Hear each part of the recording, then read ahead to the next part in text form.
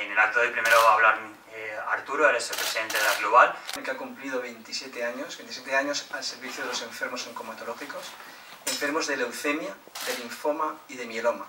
Deciros que todo este tipo de actos son muy importantes, ¿vale? Porque nuestros mecanismos de financiación no son otros que las donaciones, las cuotas de los socios, los eventos que llevamos a cabo.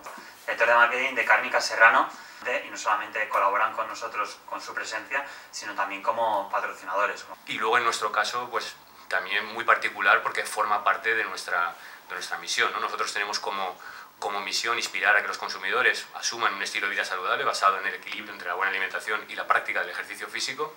Como decía, venimos este año creo con más de 160 trabajadores, creo.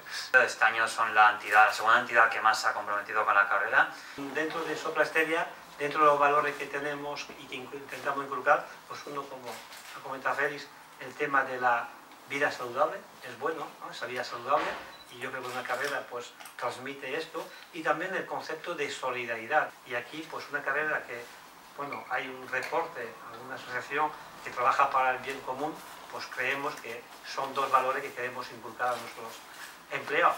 Y la verdad es que el compromiso que ha tenido Correos Express con esta carrera es un impulso muy grande. Desde la compañía estamos desarrollando cada vez más planes para dar valor y ensalzar los beneficios de una vida saludable, deportiva. Rozando los 3.000 o a lo mejor llegando, ¿no? Se va a estar difícil.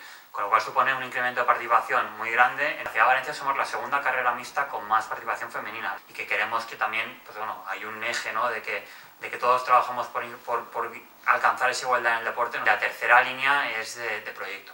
Nos gustaría, este año estamos muy contentos, hemos batido el récord de participación, batido el récord también de firmas, no solamente en cantidad, no solamente en cantidad de corredores, sino también en cantidad de empresas participantes.